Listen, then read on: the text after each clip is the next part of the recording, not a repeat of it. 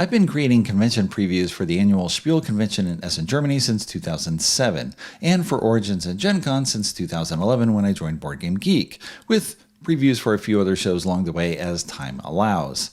Now, the early format of those previews was very straightforward. It was a raw HTML file that I would edit and then upload to BoardGameNews.com, the site I inherited from Rick Thornquist. He ran it for a year or so, decided he didn't want to do it anymore, handed it over to me. And I followed his format because I'm not a programmer. This was pretty much what I could do. It's just a list of titles that I would update every so often and then upload to the site, and that was it. But when I started working for BoardGameGeek, Scott Allen created a different sort of convention preview format that was far more interactive. It's been updated a bit over time, but I've never done a video talking about it and showing off how to use it so you can ideally get the most of it, whether you are a gamer just interested in games that are going to be demoed or sold at a particular convention, or a publisher who wants to highlight what they are going to demo or sell. So that's what this is. I'll start by talking about the user experience, which of course is anyone who's interested in games. You might be interested in seeing how to use the preview.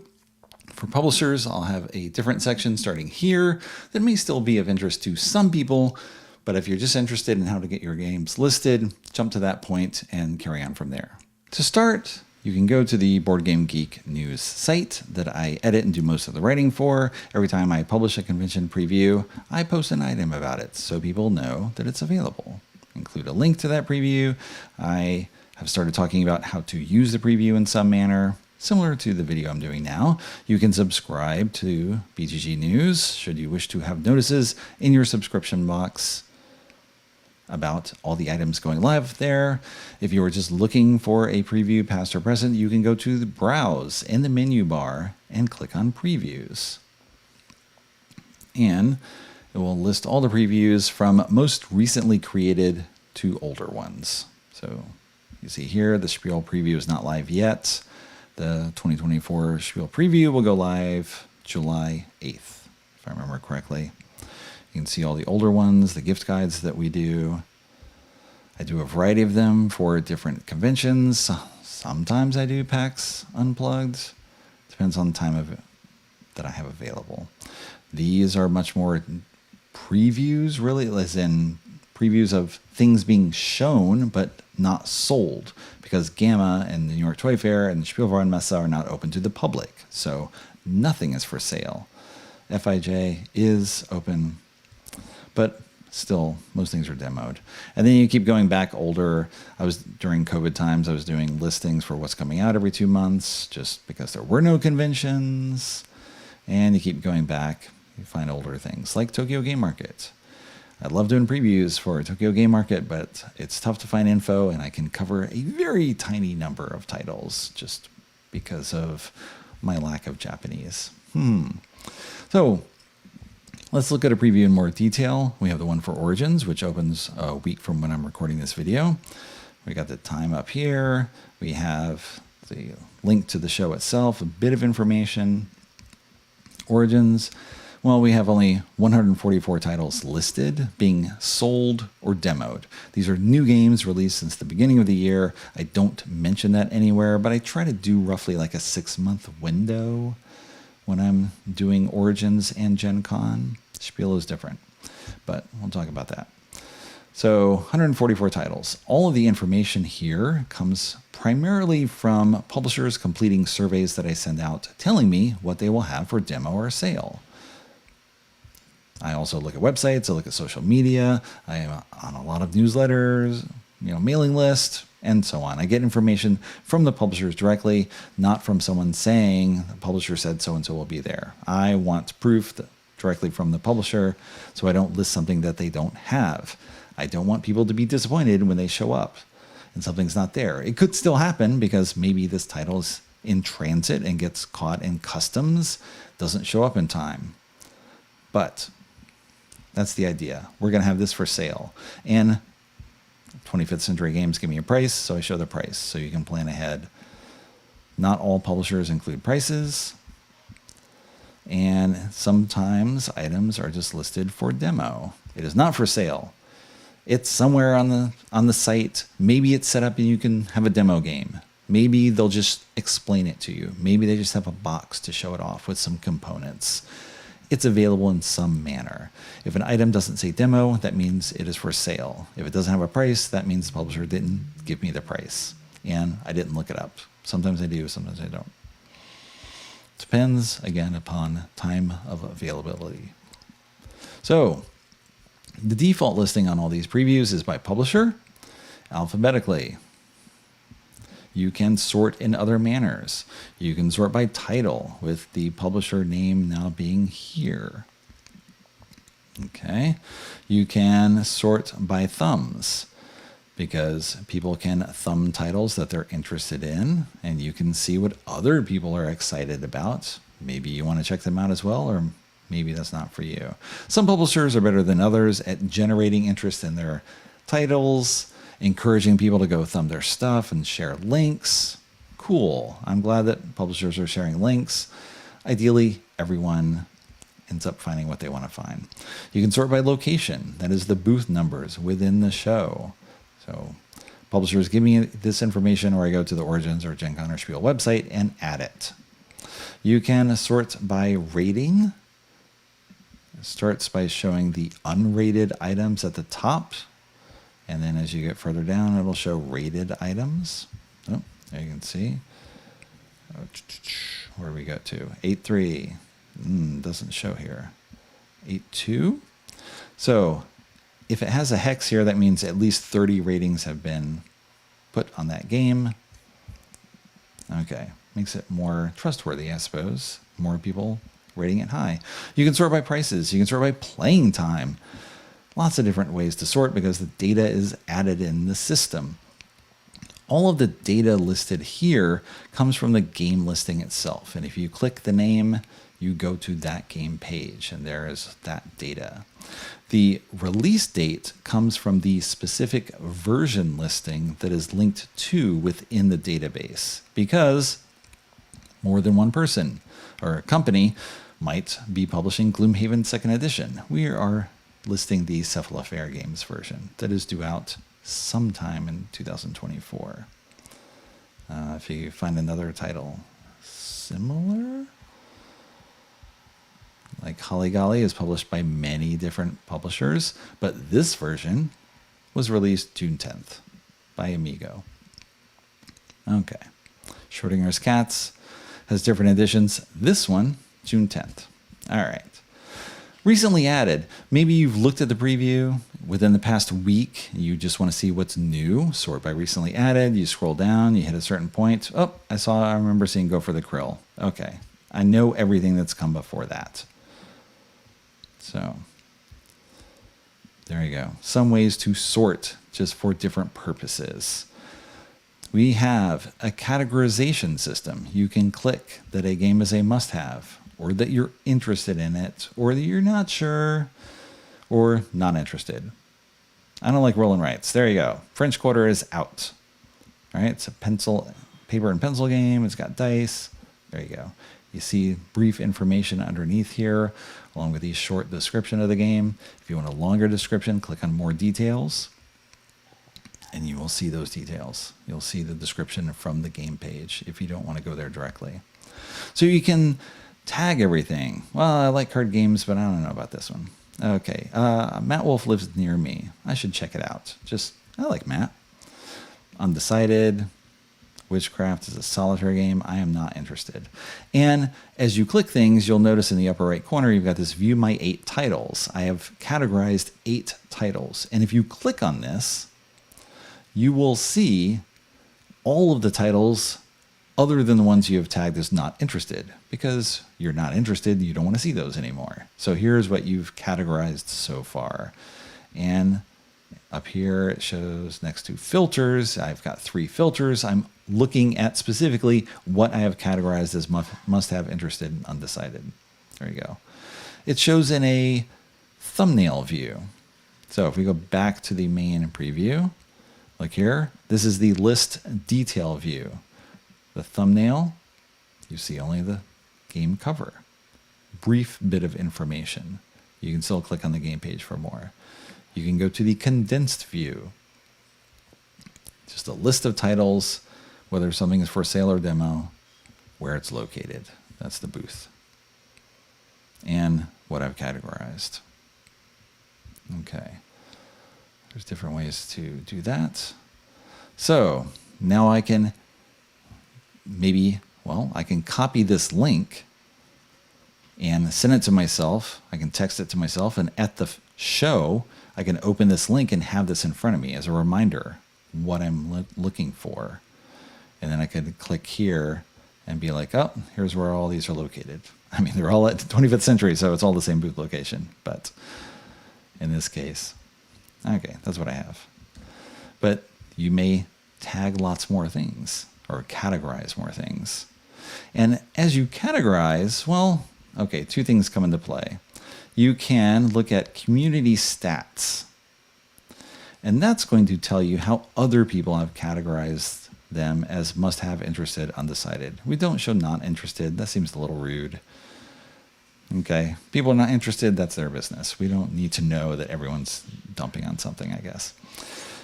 But you can see must-have, interested, undecided. Okay, this is another way of looking. Are there lots of must-have? Oh, interested. 200 interested. I mean, a longer game from Czech Games Edition? Maybe you want to invest that much time, or maybe you just want to see it in person and get an overview, get a real sense of it. It's only being demoed as well, so. Interested. There you go. Undecided. As many undecided almost as must-have. You can make use of that data in whatever ways you wish. Additionally, we have filters. So in addition to sorting, you can use filters to really boil down exactly what you're looking for. You can look for the categorizations. You can look at only those things you have not prioritized in some manner. You can boil down, I want a 30 to 60 minute game. All right. You can add all these together as well. So I can look at items that are for sale, and what sort of mechanism do we have here? Any of the mechanisms listed here, there's a game on the list that has that. So I like communication limits. I want to look communication limits, items for sale, and apply filters. And there you go. Oh, I still had playtime listed as well. So 3 games. If that's what I'm really interested in, you love worker placement, you love bidding games, whatever it is, you can use the filters to search just for those items and then clear it and now search for something else. The list initially defaults to showing 25 items, but if the 25th item would land in publisher's titles but doesn't include all of that publisher's titles, we include all of that publisher's titles.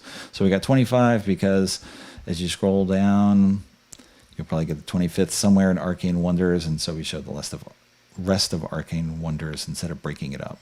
Click on Show More, you'll see 25 more. Click on Show All, you'll see all. It may take a while to open, depending on the length of the preview. Origins, we got 144 titles. Gen Con, we already have more than 400. Last year, we ended up with, in 2023, we ended up with around 550. We've got 6 weeks to go at this point, so we might easily pass that. And this works exactly the same way if you go to Gen Con, right? You can sort the same way. You can use the filters. We show 28 of 400 titles. Self-published comes alphabetically before 25th Century Games. All the self-published, you have to see the listing to see where to find it because they are self-published by different people and will be in different locations. There will almost definitely be more than one title that ends up listed here, so we go with that. You can see I've already categorized 10 titles for Gen Con. This is what I like, what I am curious to see. Right? Yeah, the gang, communication limits, cooperative, sounds good. Here you're making up a language of sorts. Again, communication limits. You can see what I'm interested in from looking at this. Captain Flip, yes, before it won Spiel des Jahres. I played once, wanted to play more. Okay, some Knizia games. There you go. I can click this link and then share it with others. my friends going. We can debate, get an idea of what other people are interested in. You're going to pick up a copy of that? Hey, pick up one for me as well. Or you're demoing, tell me what it's like. I'm curious. All that sort of stuff. You can plan ahead of time. That is pretty much the information of how a user can use one of the convention previews. You can subscribe, you get a notification. You can export the data, which I've never done, so I do not know how that works. I am not someone who handles a lot of data in that manner. All right, I will handle it to put things on the list here. One other item to mention here, retailers. Apparently, BoardGameGeek has some affiliate programs set up with certain retailers. I think any number of retailers can sign up for it. I don't know the details. I'm not the finance guy. I try not to deal with anything that involves people giving BGG money because I don't want to know about that when I'm doing my work. But apparently, these retailers have affiliate programs. So you can see what's available for comparison. You want to spend $30 in person? You're going to get $18 in miniature market. You prefer to support the publisher directly? You want it right now? Okay, you can get all that information. There's a direct Amazon listing. I guess we have an affiliate there as well. Okay, I already own a Hamster Roll. Yes, the Zoc version from long ago. Awesome, super fun game. Anyway, there you go. Overview of the previews. Now, let me focus a little bit more for publishers. Maybe this will be of interest as well for users. But publishers, you of course can do all the same things a user can do. You can categorize games. You can thumb your own games if you want to boost the thumb count or just show you're interested. You can get a link to share what you have listed. So you click on the arrow to the right of the publisher name when you're sorted by publisher, and you get a link here that opens, and this URL will just show your titles. And if you are a publisher, maybe you're selling multiple items, right? There's Hachette, of course, represents lots of French companies. Let's see if I can find them in time here. So Hachette represents Gigamic and Funny Fox and Scorpion Masqué. Sorry, we are French. There we go, Studio H. Probably others on the list as well. But if you apply the filters, you are now getting only those publishers, and the URL is something you can share. Right? The parent item that's listed up here versus parent item. Each of these numbers is one of those publishers. It relates specifically to the Funny Fox, Gigamic, whatever, which shows in the filters as well. Now you got a link to share all your stuff.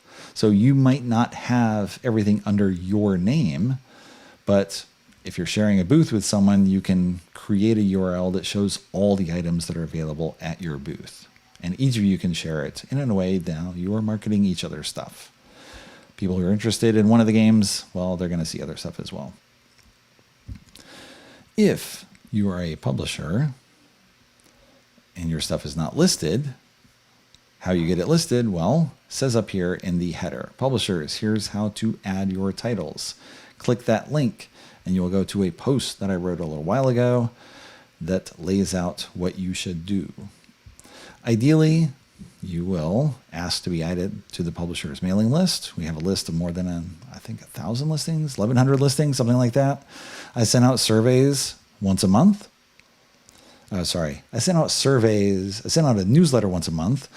Some of them include surveys for convention previews, and at other times it's information about how to use BGG because it's a confusing site.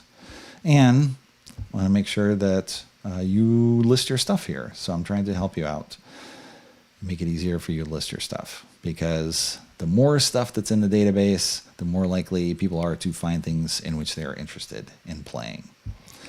That's how I think about things anyway. Now you have a rough understanding of how to use the convention preview on BoardGameGeek. A lot of it is clicking around and seeing how things work. You just explore. This ideally gives you some idea of what you're exploring in the first place, the tools that at least get you started to find what you want, with different ways to sort the items in the list or to filter sometimes after categorization, to see what other people are interested in, to see what you are interested in, and get a link to that you can share for whatever purpose you want.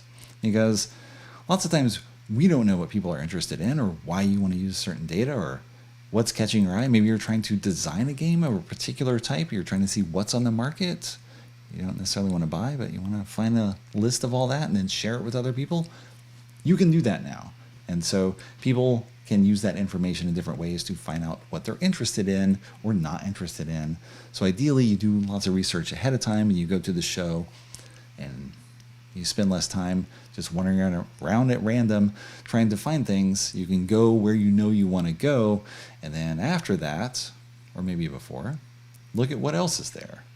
That's usually what I do at a show. I'm getting information from publishers for months. I have already sent out the survey for Spiel SN24.